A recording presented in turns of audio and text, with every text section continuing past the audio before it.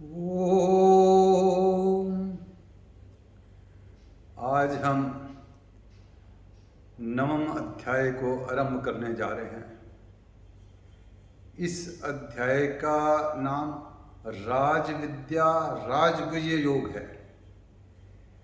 राजविद्या का अर्थ है कि राजा का अर्थ है किंग, विद्या का अर्थ है विद्या, जो सबसे बड़ी विद्या है वो, और राजगुह्य भी जो सबसे बड़ा गुह्यतम है उसके बारे में ये ज्ञान है, ये अध्याय है। तो इसके प्रथम श्लोक में भी भगवान ने कहा इदम तू ते गुह्यतमम, कि ये गुह्यतम शास्त्र मैं तुझे बताने जा रहा हूँ। तो तीन तरह हो गई। जो गुह्यतम है ये 3rd डिग्री है।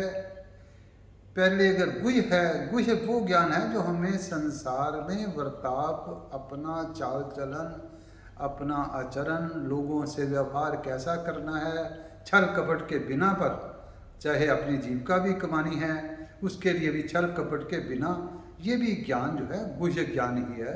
इसको भी प्राप्त करना आवश्यक है, पर गुह्य है। इस ज्ञान में कुछ हद तक कर्म योग भी इसी ज्ञान में आ जाता है। कर्म योग में हम इच्छा तो कुछ कम कर देते हैं, इच्छा ना के बराबर है, फिर भी हम संसार में संसार के लिए ही काम करते हैं। ये गुह्य योग है। तो गुह्यतर योग फिर आगे आता है। गुह्यतर योग वो है कि हमें ध्यान करें कि इस संसार से ऊपर, इस मृत्यु के बाद हमने कहाँ जाना है।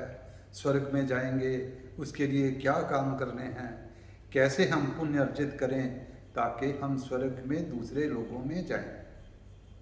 ये गुह्यतर है। पर भगवान ने इस अध्याय में कहा मैं तेरे को गुह्यतम ज्ञान कहने जा रहा हूँ, जिसको ज्ञान प्राप्त करने के बाद और कोई भी दुनिया का ज्ञान प्राप्त करना रहता ही नहीं है।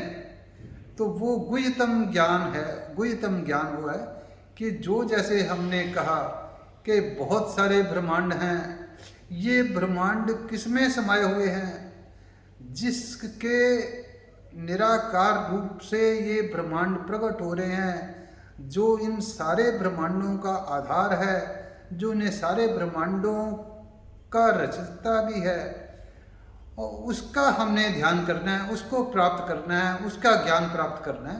ये ज्ञान गुह्यतम ज्ञान है। इस ज्ञान के बाद फिर और कोई भी ज्ञान प्राप्त करने के लिए रहता ही नहीं है। तो ये हमको जो है गुह्यतम ज्ञान, ये राजविद्या, राजविद्या भी इसीलिए कहा गया कि ये सबसे बड़ी विद्या, राजा सबसे किंग बड़ा होता है। राज गुह्य सबसे बड़ा ये गुह्यतम छुपा हुआ ज्ञान है। छुपा हुआ ज्ञान भगवान इसलिए भी कहते हैं, अगर किसी को ये कहो कि ये चीज़ तो छुपा के रखनी है, मेरे को उसने तुम्हारे बारे में ये कहा था, चलो छोड़ो इस बात को, छोड़ो, दूसरी बातें करते हैं, छोड़ो वो तो ऐसा ही है, तो हमारी क्यूरियोसिटी बढ़ेगी, ये पता तो करें कि उसने क्या कहा था। ऐसे कुछ भगवान भी ऐसे तरीके के हमें गीता में ट्रिक करते हैं हमारे साथ, कि गुह्यतम बता दिया तो हमारी क्यूरियोसिटी और बढ़ गई, कि गुह्यतम है तो करो। नहीं, अगर ऐसे यूज़ करे जाएं तो जैसे हम अगर कार चला रहे हैं, स्मूथ रनिंग हो रही है, तो हमको भी नींद आने के भी चांसेस हैं। पर अगर बीच बीच में स्पीड ब्रेकर, चाहे क्वेश्चंस के तौर पे गीता में, और चाहे कुछ ऐसे डिफ़िकल्ट गूगली सी डाल के करे हुए हों, तो हमारा जो ध्यान उधर और बढ़ेगा। तो ऐसे ही भगवान ने गुह्यतम करके, पर फिर भगवान ने साथ में कहा कि ये अगर गुह्यतम समझ लिया तो ये ना हो कि ये कहें कि ये तो आ ही नहीं सकता। फिर भगवान ने कहा नहीं, ये सुलभम है, सुलभ है, ये आसान है, सुसुखम है, ये प्राप्त करना भी आसान है, ये मुश्किल नहीं है, ये धर्म के अनुसार भी है, ये सारा करा जा सकता है। हाँ, पर इसमें ये रखना है कि आपकी श्रद्धा पूरी होनी चाहिए। अश्रद्धाना परमा, कि अगर श्रद्धा नहीं होगी तो फिर ये नहीं होगा। तो श्रद्धा से ये जो ज्ञान गुह्यतम होने के बाद भी ये धर्म के अनुसार होगा, और ये प्राप्त करने में भी सुसुखम अर्थात आसान होगा। पर फिर इस श्लोकों के बाद चौथे श्लोक में फिर भगवान एक और गूगली फेंकते हैं कि जैसे समग्र रूप का भगवान ने तो पहले बताया था, तो यहाँ भगवान ने फिर कहा कि मेरे से ही सारी दुनिया बनी हुई है, मैंने ही सारी दुनिया बनाई हुआ है, पर सब में मैं हूँ पर मुझ में कुछ नहीं है। ये फिर भी मैं हूँ, मुझ में कुछ नहीं है। फिर आगे वाले श्लोक में 5वें में ये भगवान कहते हैं कि ना मैं ऐसे संसार में हूँ ना संसार मेरे में है। ये देखो मेरा ऐश्वर्य, ये देखो मेरा रूप। तो ये दोनों श्लोकों में भी ऐसी गुगली डाल दी कि कई लोग इसको कहते हैं कि ये गीता के श्लोक बाद में ऐड करे हुए हैं। भगवान पहले कहते हैं सब मेरे में है, फिर कहते हैं मेरे में नहीं है, फिर कहते हैं ना मैं संसार में हूँ ना संसार मुझ में है। तो इसको थोड़ा समझने के लिए हमको गुह्यतम शास्त्र समझने के लिए थोड़ा ध्यान करना पड़ेगा, और कोई बात नहीं है। इसमें बताने का भगवान का पर्पस है क्या? पर्पस ये है कि जैसे अगर आप जल का पता है कि पानी ये है, अब पानी बहुत मात्रा में इकट्ठा हो दिखाई देना शुरू हो गया तो हमने उसको समुद्र कहना शुरू कर दिया। उसके ऊपर अगर लहरें आनी शुरू हो गई तो हमने उसको लहरें आने शुरू कर दिया। कभी उसमें अगर सुनामी आ गई तो हमने सुनामी उसको कहना शुरू कर दिया। पर असल में था वो क्या? था तो वो जल ही ना।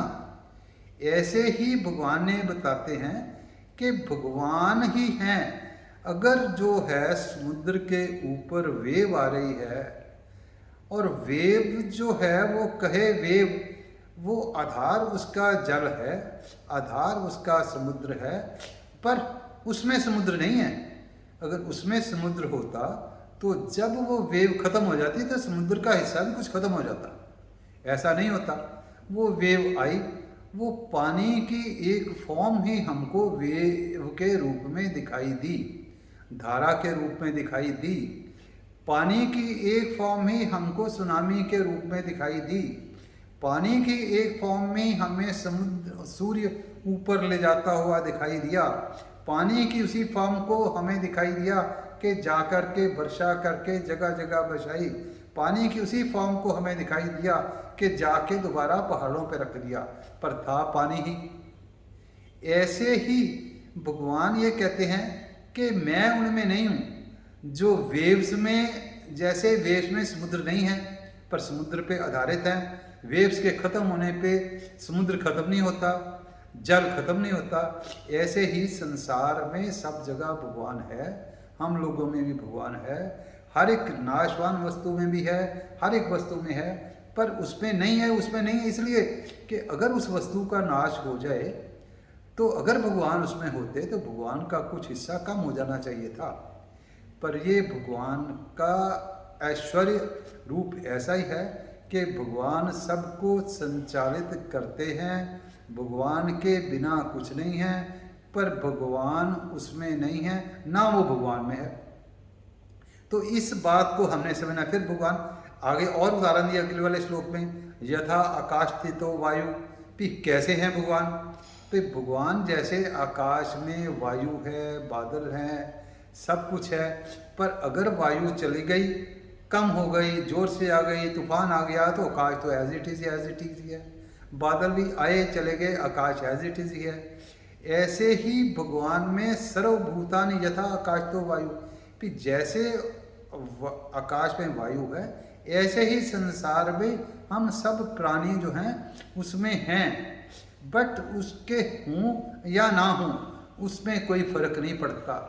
बनाए भगवान नहीं हैं, बनाए प्रकृति ने हैं, पर फिर भी उनमें से निकला हुआ है, क्योंकि उसको हटने से, उसमें ना होने से भगवान को इसका कोई फर्क नहीं पड़ता। भगवान ने ये कहा कि सर्वभूतानि से मामे, सारे भूत जो हैं मेरे द्वारा ही रचे गए हैं, पर फिर भी कल्पक्ष ने पुनस्तानि, चाहे वो हर एक कल्प में दोबारा दोबारा आते जाते रहते हैं, पर तब भी मैं उसमें नहीं हूँ।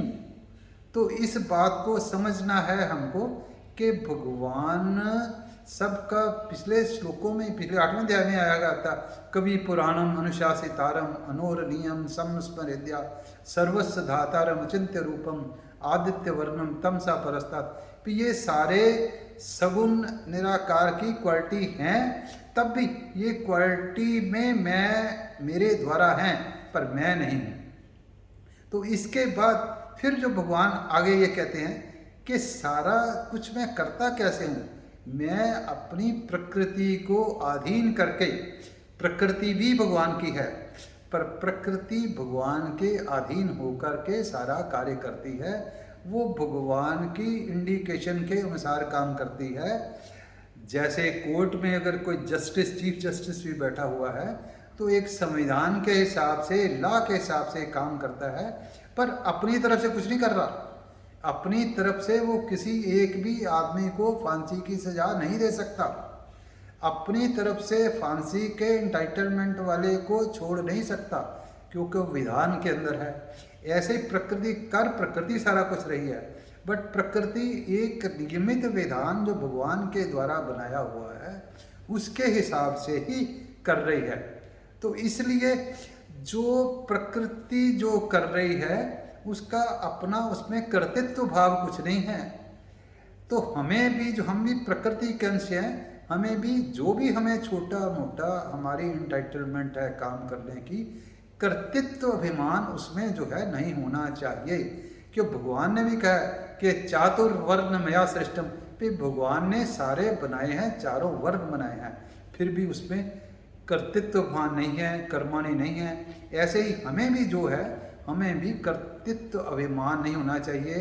जो क्रिया हम करते हैं भगवान ने जो दिया है उसमें माइनस कर्तृत्व अभिमान हमें जो है क्रिया हमारी होनी चाहिए।